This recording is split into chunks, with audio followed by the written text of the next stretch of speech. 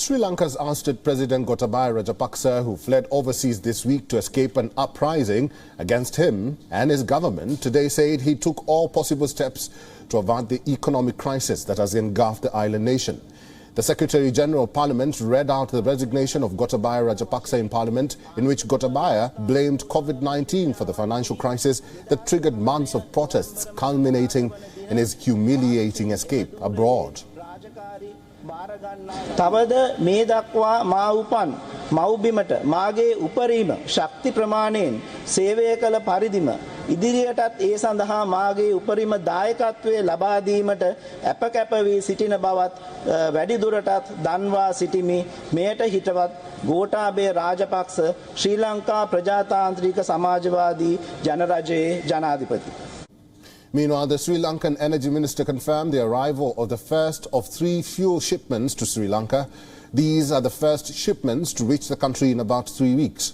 A second diesel consignment is also expected to arrive, and with the payments made for all 3 shipments, a consignment of petrol is due by Tuesday. Officials stated that any kind of help from friendly nations, including India and Russia, will be appreciated. We have made requests to India, we have made requests to every friendly nation. So any country that comes to help us, we appreciate that. Right now, the Indian government is the only country that has provided us with a credit line. The initial meetings have taken place in Russia, so we have given our requirements. We are working on it, so we are waiting to hear what sort of facility that will be accommodated to Sri Lanka. The acting Sri Lankan President Ranil Wickremesinghe has decided to implement an urgent relief program to provide fuel, gas and essential food items to public who are struggling due to economic pressure.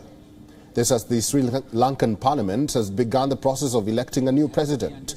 After accepting Gotabaya Rajapaksa's resignation, the lawmakers are scheduled to elect a new president within a week. For the time being, Ranil Wickremesinghe, who was Prime Minister and an ally of the Rajapaksas, has been sworn in as acting president after suffering from crippling shortages of petrol and diesel and soaring prices of basic items like vegetables and bread under the rule of Rajapaksa and his brothers. Sri Lankans are now waiting for lawmakers to elect a new president on July 20th. කාටද කියන්නේ තුන්දෙනාම අපේ ලංකාවට සේවය කරන කවුද ගැලපෙන්නේ එතුමාට සහයෝගය දුන්නා නම් ඇති අර පුටුව බලාගෙන ආවොත් ඉතින් ඔක ලංකාව අනිත් පැත්තේ තවත් පල්ලෙහාට යනවා නිසා ඉදිරියට යන්න බෑ එක්ක නැත්නම් අපේ සිංගප්පූර වගේ රට හැදිලා ඉවරයි අවුරුදු ගානකට කලින් අලුතෙන් පත් වෙන ජනරල් විදිහට අපිට මේ කාර්මික අපිට මේ ඉල්ලා සිටින්න වෙන්නේ අපිට තියෙන්නේ මේ අපේ තියෙන්නේ මේ ආර්ථික ගොඩ ගන්න තමයි කියන්න තියෙන්නේ.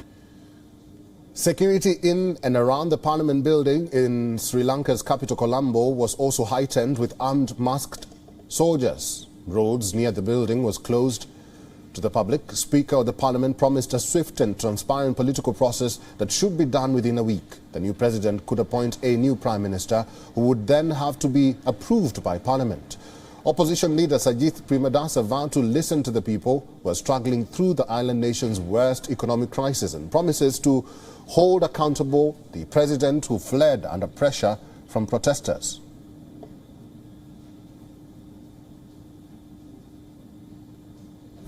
You cannot have rule of the jungle. You have to follow constitutional, democratic, judicial, administrative procedures. And we, as promoters of system change, must ensure that we bring in legislation, regulations, ordinances that cleanses the system, that cleans up the system, and ensure that this type of an elective dictatorship never ever occurs in our country. Street protests over Sri Lanka's economic meltdown simmered for months before boiling over last weekend when hundreds of thousands of people took over government buildings in Colombo, blaming the Rajapaksa family and allies for runaway inflation, shortages of basic goods, and also corruption.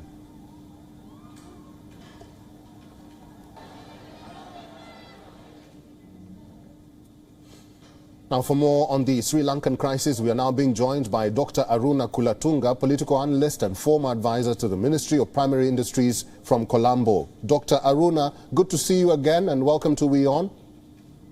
Good to see you again, Eric, and thank you for having me again.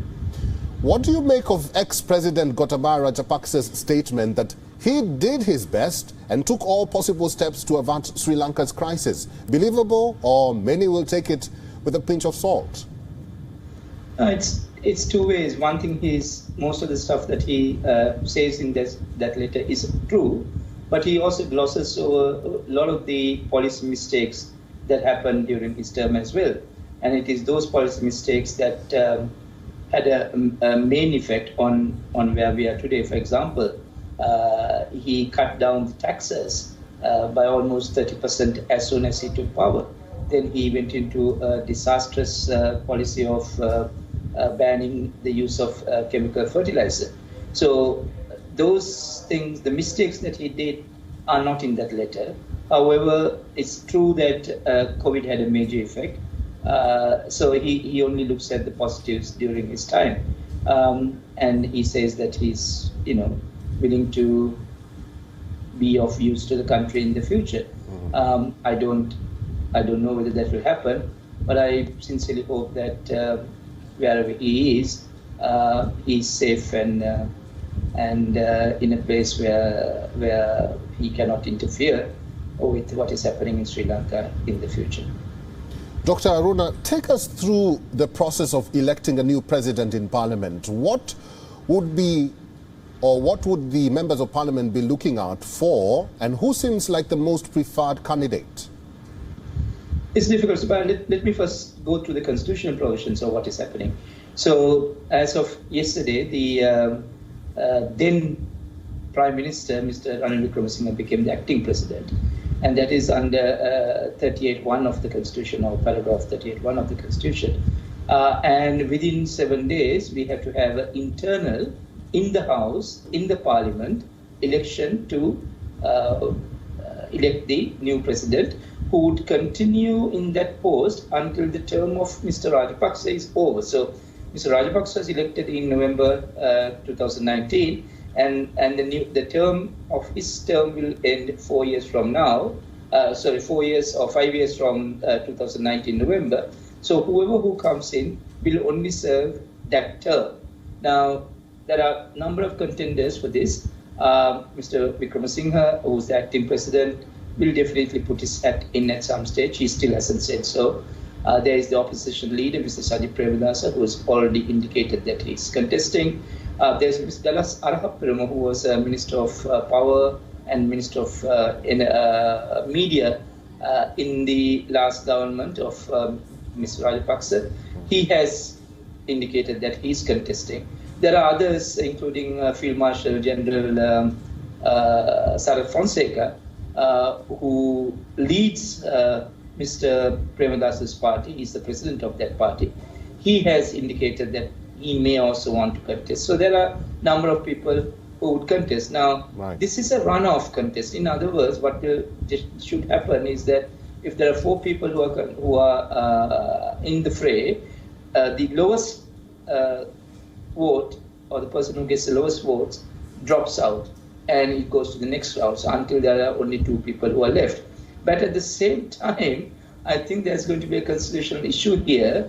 The Constitution says that it has to have the absolute majority. Whoever who comes in has the absolute majority. And there's 2 or 3 different definitions that have been talked about. Because this has not happened in this country before. This is the first time that we are going for an election like this. In the previous time, when President Premadasa, which is Sajid Premadasa's father, was assassinated, the sitting Prime Minister came into as president without contest. So this is the first time that we will be going for election with so many different people vying for the post. And the Constitution is sometimes not very clear on some of these matters. So I think this will have to go for interpretation by the Supreme Court. And that will probably happen immediately after the election takes place. So there might be some appeals at that point of time.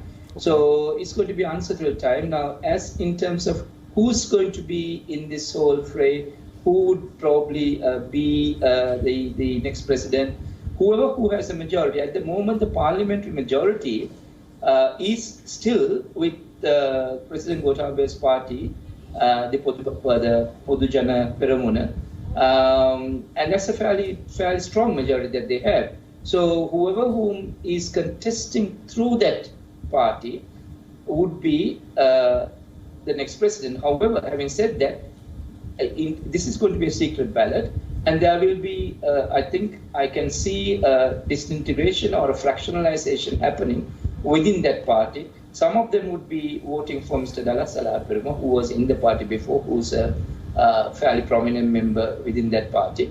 And some of them, I think, would be voting for Mr. Wickremesinghe.